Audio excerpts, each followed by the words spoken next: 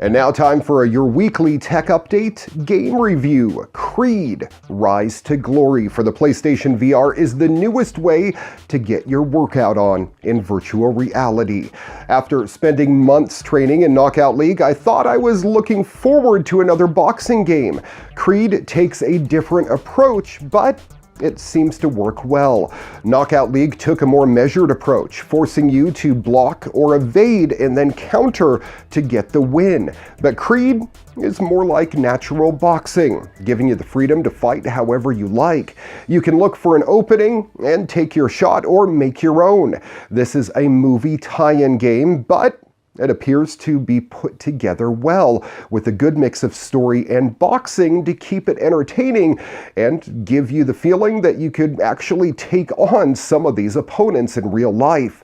Each stage puts you in a different gym a little while before your next bout to give you time to train. There are training mini games littered throughout each gym, and it's up to you how much time you want to put into each one, if you want to do them at all. They are not required to advance the story. To advance the story, though, you need to walk up to your coach, who eventually becomes Rocky himself, and click the prompt. It normally starts out with a training montage that they really dropped the ball on, in my opinion, because the music should have been Eye of the Tiger each and every time. It's a quick 60-second run-through of a bunch of the mini-games to prove that you're ready for the next bout. Once you get in the ring, you have full movement, enabling you to not only dodge punches, but also walk around the ring and face your opponent from different directions. Just like any game, as you progress, you reach tougher competitors until, well, you need to play the game to find out.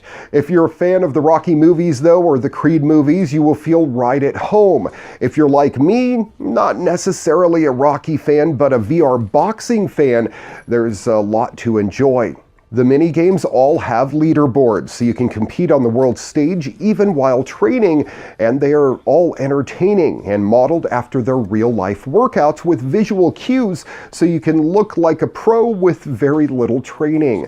Locales are modeled after the movies and give you that immersive feeling of boxing in a seedy bar or in front of thousands of people. The characters have amazing AI, considering they are boxing against real people and have to be able to react in a fraction of a second. It makes me wonder if we put this type of AI into a robot and had it box a world-class boxer. Wait, mark your calendars, as today will forever be known as the day that we invented robots versus boxers. It's gonna be wait for it, legendary. Okay, back to Creed. Like Knockout League, it's a very physical game and is going to have your heart pounding and you sweating bullets within minutes of playing. But after time, you will improve and eventually you'll be able to spend hours in the world of Rocky, or Creed, depending on your generation. If you're a fan of the movies and just want to live through the story, you will have an absolute blast. If you want a good boxing simulator in VR, I still think you're going to enjoy this game.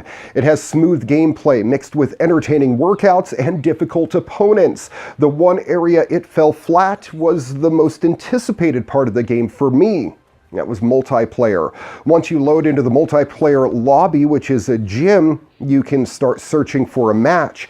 And for me, it just kept searching. After 2 different gaming sessions, trying to connect with another player, I waited for over 40 minutes and just couldn't get a match going. From what I've seen from others on the web, it looks fun once you connect, but I wonder how many others have long wait times. I will try again, but I just didn't have enough time before this review went to air. The single-player experience, though, is awesome and well worth the money alone. I will just have to hold my judgment on the multiplayer for the time being.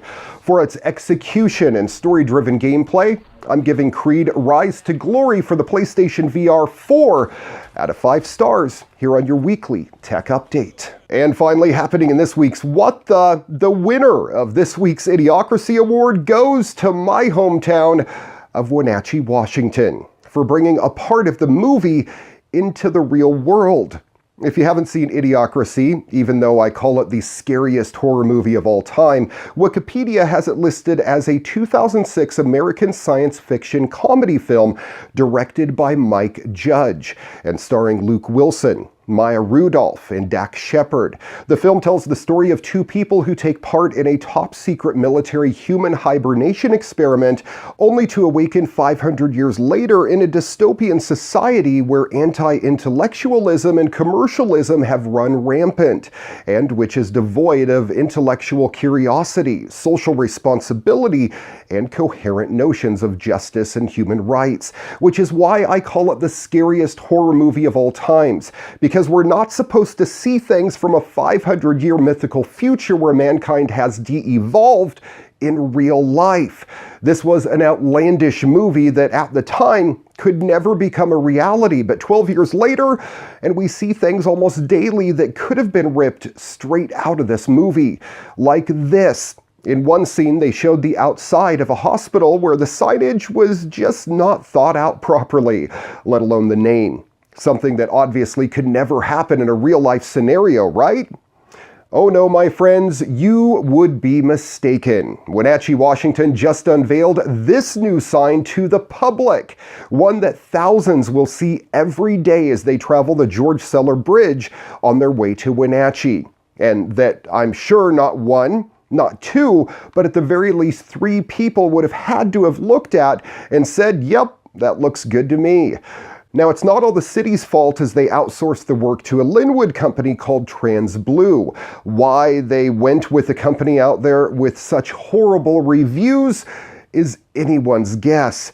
It should make me giggle because, like the movie, they even ran out of room at the end and had to curve the word down, but it just makes me sad for the future of humanity. This movie was supposed to be a comedy, not a documentary of the future. Please, society, I beg of you, let this be the last thing out of this movie that appears in real life.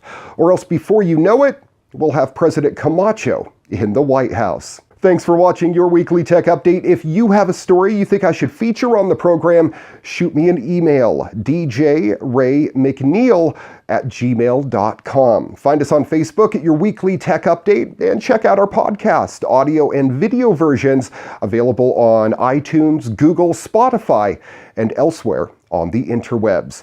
Till next time, I'm Ray McNeil. Good night, world.